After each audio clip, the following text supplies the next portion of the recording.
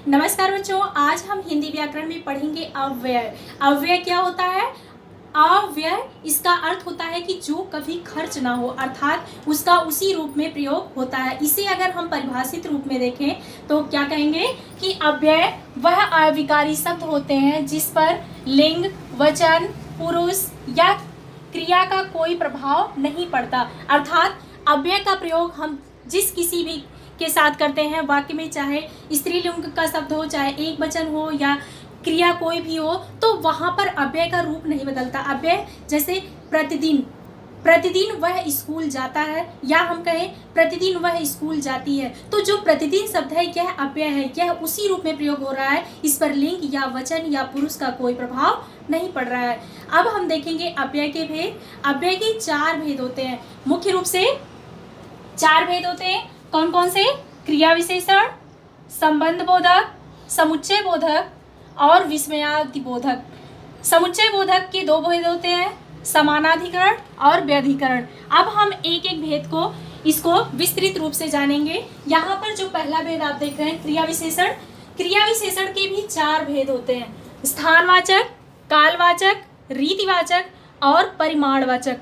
क्रिया विशेषण, इसके अगली वीडियो में हमने क्रिया के बारे में अच्छे से समझाया था। क्रिया विशेषण की विस्तृत जानकारी के लिए आप उस वीडियो को देख सकते हैं। क्रिया विशेषण की परिभाषा जिसमें बताया गया है और उसको विस्तृत तरीके से उसके सभी भेद भी बताए गए हैं। यहाँ पर हम क्रिया विशेषण के उदाहरण को देख लेते हैं कि कौन कौन से उदाहरण हैं। यहाँ पर देखिए क्रिया विशेषण स्थानवाचक, इसमें जैसे यहाँ, वहाँ, भीतर, बाहर, इधर, उधर, दाएं, बाएं, अर्थात जहाँ पर हमें कहाँ प्रश्न का उत्तर मिलता है। जैसे कोई वस्तु कहाँ रखी है, यहाँ है, उधर देख लो, पिताजी कहाँ गए हैं, बाहर गए हैं, बच्चा कहाँ खेल रहा है, घर के अंदर खेल रहा है। तो यहाँ पे अंदर बाहर जो शब्द है ये क्रिया विशेषण के रूप में प्रयोग किया गया है। दूसरा भेद इसका कालवाचक विशेषण, जो समय के बारे में हमें जिससे पता चलता है, ऐसे अव्यय को हम कालवाचक क्रिया विशेषण के रूप में प्रयोग करते हैं। जैसे आज, कल, अभी, तुरंत, प्रतिदिन, कई बार, दिन भर, ये सब क्या है? ये समय के बोधक शब्द हैं। इसके अलावा रीतिवाचक, रीतिवाचक का अर्थ होता है, रीति का अर्थ होता है तरीका, कोई भी कार्य करने का ढंग। जैसे कोई कार्य किस तरह से हो रहा है, धीरे धीरे हो रहा है, अचानक से हो गया, या अकस्मात कोई चीज़ आप देख लेते हैं तो डर जाते हैं, तो ये कार्य करने का जो तरीका होता है उसे हम कहते हैं रीतिवाचक। तो जब यह रीतिवाचक विशेषण क्रिया के विशेषण के रूप में प्रयुक्त होता है तो उसे हम रीतिवाचक क्रिया विशेषण कहते हैं। अगला परिमाणवाचक, परिमाण का अर्थ होता है, मैंने बताया था कि नाप तौल, जिससे हम किसी भी वस्तु के एक पैमाना मान लेते हैं। जैसे सुंदरता का कोई पैमाना नहीं होता, तो उसके लिए हम क्या प्रयोग करते हैं? बहुत, थोड़ा, अधिक, कम। तो ये सब क्या है? ये सब परिमाणवाचक क्रिया विशेषण है। यहाँ पर कुछ उदाहरण मैंने दिए हैं, थोड़ा, बहुत, कुछ, काफ़ी, ठीक, बस, जरा आदि। ये सब क्या है? ये सब परिमाणवाचक क्रिया विशेषण है। अब हम इसका दूसरा भेद देखेंगे, संबंध बोधक क्रिया विशेषण।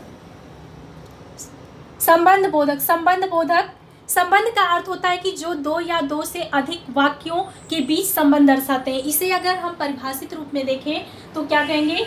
वह अव्यय जो किसी संज्ञा के बाद आकर उस संज्ञा का संबंध वाक्य के किसी दूसरे शब्द से दिखाते हैं, उसे संबंध बोधक अव्यय कहते हैं। अर्थात जब किसी भी अव्यय का प्रयोग हम वाक्य में संज्ञा के बाद वाक्य के आए हुए अन्य शब्दों के साथ संबंध दर्शाने के लिए करते हैं तो उसे हम संबंध बोधक अव्यय कहते हैं। जैसे यहाँ पर उदाहरण हम देख सकते हैं, वह दिन भर खेलता है। यहाँ पर दिन क्या है? यहाँ पर दिन के साथ भर शब्द अव्यय का जो प्रयोग किया गया है, यह खेलना शब्द से संबंध दर्शा रहा है कि वह दिन भर खेलता है। ये जो भर शब्द है ये क्या है? अव्यय है।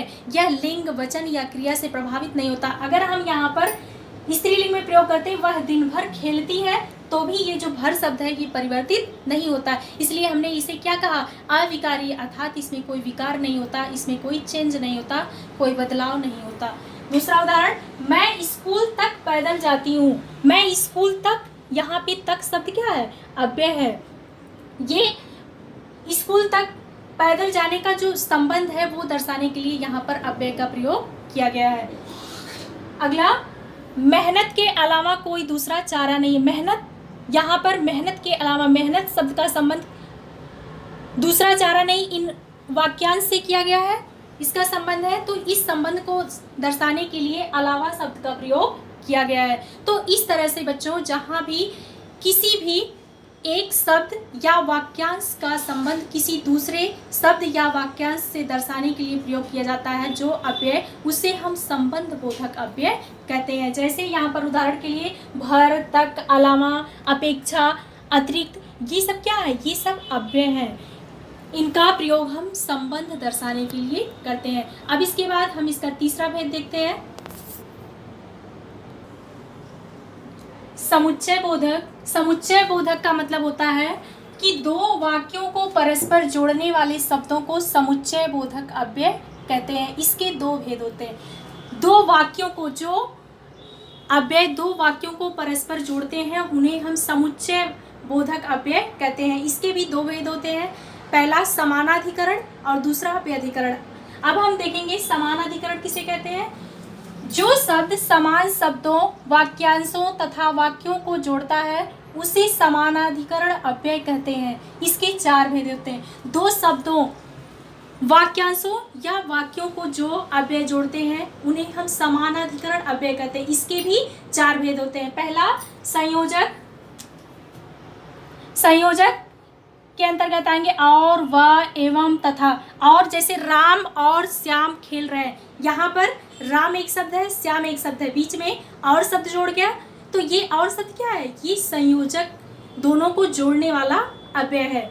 इसके अलावा हमें पढ़ना चाहिए एवं लिखना भी चाहिए, तो एवं शब्द क्या है? ये पढ़ना और लिखना दोनों शब्दों को जोड़ने वाला संयोजक है, इसलिए इसे हम क्या कहेंगे? संयोजक समुच्चय बोधक अव्यय। दूसरा उदाहरण, विभाजक। यहाँ पर समानाधिकरण का दूसरा भेद है विभाजक। विभाजक का मतलब है कि जो शब्दों को अलग का बोध कराए, दो शब्दों या वाक्यांशों या वाक्यों को अलग करने का बोध कराए। जैसे या, व, अथवा। जैसे आप देखते हैं कि आपको क्वेश्चन पेपर जब लिखने के लिए आता है तो उसमें दो शब्द दिया, दो प्रश्न अगर दिए होते हैं तो वहाँ पे अथवा लिखा होता है कि या तो पहला कर लीजिए या तो दूसरा, बीच में अथवा लिखा होता है। तो ये अथवा शब्द क्या है? ये विभाजक अव्यय है, या पहला या दूसरा। तो यहाँ पर या जो शब्द है ये क्या है? ये विभाजक, दो शब्दों को अलग करने वाला है, ये समुच्चय बोधक विभाजक अव्यय है। इसके अलावा विरोध दर्शक, तीसरा इसका भेद है विरोध दर्शक, जिसमें विरोध हो, परस्पर वाक्यों में विरोध का पता चले, वहां पर जिस अव्यय का प्रयोग होता है उसे हम विरोध दर्शक अव्यय कहते हैं। जैसे आप क्या कहते हैं कि मैं पढ़ लेती किंतु लाइट नहीं थी, यहाँ पे किंतु शब्द क्या है? अब आप विरोध जता रहे, मैं पढ़ लेती किंतु लाइट नहीं थी, यहाँ पे लाइट जो है और विरोध दर्शाने के लिए आपने किंतु शब्द का प्रयोग किया है, तो ये किंतु क्या है? ये अव्यय है। परंतु शब्द भी इसी तरह से अव्यय है। किंतु, परंतु, जैसे आप बहाने बहुत सारे बनाते हैं तो उसमें किंतु, परंतु, लेकिन शब्द का प्रयोग करते हैं ना, तो ये जो किंतु, परंतु, लेकिन ये शब्द है, ये विरोध दर्शक समुच्चय बोधक अव्यय है। इसके अलावा चौथा इसका भेद है परिणाम दर्शक। परिणाम का अर्थ है यहाँ पर रिजल्ट। जैसे कोई भी चीज जब हम करते हैं उसका जो हमें रिजल्ट प्राप्त होता है उसे हम क्या कहते हैं? परिणाम दर्शक। जैसे आप उदाहरण के लिए यहाँ पर इसलिए, अतः, आप जब पत्र लिखते हैं तो आप वहाँ पे सविनय निवेदन है, लिखने के बाद जब लास्ट में अपनी बात कहते हैं तो वहाँ पे क्या कहते हैं? अतः आपसे निवेदन है कि मुझे अवकाश देने का कष्ट करें। अतः जो शब्द आपने लिखा ये क्या था? ये जो है परिणाम दर्शक समुच्चय बोधक अव्यय था। इसी तरह से अतएव, अपनी बात कहने के लिए आप अतएव शब्द का प्रयोग करते हैं, तो यह सब क्या है? यह परिणाम बोधक अव्यय है। इसके बाद हम इसका दूसरा भेद देखते हैं, समानाधिकरण। एक पहला था, दूसरा था व्यधिकरण। व्यधिकरण का अर्थ होता है कि जो समुच्चय बोधक शब्द किसी वाक्य के प्रधान उपवाक्य तथा आश्रित उपवाक्य को जोड़ते हैं उसे व्याधिकरण समुच्चय बोधक शब्द कहते हैं। कोई भी वाक्य होता है तो आप देखते हैं उसमें एक प्रधान उपवाक्य होता है, दूसरा आश्रित उपवाक्य होता है, तो इन दोनों को जोड़ने के लिए हम जिन अव्ययों का प्रयोग करते हैं बच्चों, उसे हम क्या कहते हैं? व्याधिकरण समुच्चय बोधक अव्यय। इसके भी 4 भेद होते हैं। पहला कारणवाचक। कारणवाचक जैसे क्योंकि, इसलिए, जो कि शब्दों का हम प्रयोग करते हैं ना, तो ये कारण, जैसे आपसे स्कूल में पूछा गया आपने होमवर्क क्यों नहीं किया, मैम मैंने इसलिए नहीं किया क्योंकि मेरे पास पेन नहीं थी, मेरे पास कॉपी नहीं थी, घर में लाइट नहीं थी। क्योंकि शब्द आप लगा देते हैं, तो ये क्योंकि शब्द क्या है, ये कारणवाचक समुच्चय बोधक अव्यय है।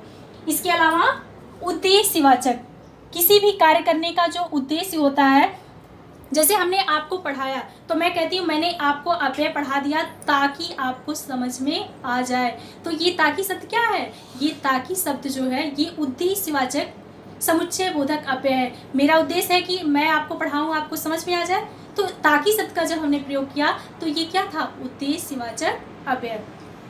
इसके बाद संकेतवाचक, किसी भी विषय वस्तु के बारे में जब संकेत दिया जाता है वहां पर जो, तो, यदि, तो, तथापि, यद्यपि, ये शब्द का जब हम प्रयोग करते हैं तो ये क्या होते हैं, कि संकेत के लिए प्रयोग किया जाता है। जैसे यदि बारिश होती तो बहुत ही अच्छा मौसम हो जाता है। यदि बारिश होती, संकेत दिया जा रहा है ना कि यदि बारिश होती, यहाँ पर संकेत दिया गया तो मौसम अच्छा होता, तो ये बारिश होने का संकेत है, मौसम अच्छा होने का संकेत है। तो यहाँ पर यदि और तो का प्रयोग जो हम किए हैं वो संकेत के लिए प्रयोग किए हैं, अव्यय है यहाँ पर। चौथा इसका भेद है स्वरूपवाचक, किसी का भी स्वरूप बनाने के लिए, जैसे हम कोई चीज़ बताते हैं, जैसे मान लीजिए हमने किसी पद का आपको अर्थ समझाया, फिर बाद में कहते हैं अर्थात कवि यह कहना चाहता है, ये अर्थात शब्द क्या है, ये जो है अव्यय है। हमने कुछ बोला यानी कि, यानी जो शब्द है यह भी अव्यय है। इसके बाद अब हम अव्यय का चौथा भेद देखेंगे। चौथा भेद है विस्मयादि बोधक शब्द, विस्मयादि बोधक समुच्चय बोधक अव्यय, जिन अव्ययों से हमें हर्ष, शोक, घृणा आदि के भाव व्यंजित होते हैं उसे विस्मयादि बोधक अव्यय कहते हैं। जैसे किसी भी शब्द से हमें हर्ष, हर्ष का अर्थ होता है खुशी, शोक मतलब दुख, या फिर किसी चीज़ से हमें घृणा होती है तो उस शब्द को बोध कराने वाले अव्ययों को हम क्या कहते हैं, विस्मयादि बोधक अव्यय। जैसे उदाहरण के लिए वाह, कोई चीज़ हमें अच्छा दिखा हम कहते हैं वाह कितना अच्छा है, और कोई चीज़ हमें, मान लीजिए दुख हमारे ऊपर संकट पड़ गया तो हम कहते हैं हाय राम अब मैं क्या करूं, तो ये हाय शब्द क्या है, ये विस्मयादि बोधक अव्यय है। छी छी, कोई चीज़ देख के हमें घृणा आती है तो हम क्या कहते हैं, छी छी बिल्कुल गंदा है, तो ये जो है शब्द विस्मय, हर्ष और शोक के लिए प्रयोग किए जाने वाला अव्यय हम विस्मयादि बोधक अव्यय कहते हैं। इसी के साथ यह अव्यय समाप्त हुआ। उम्मीद करती हूँ कि आपको अच्छे से समझ में आया होगा। धन्यवाद।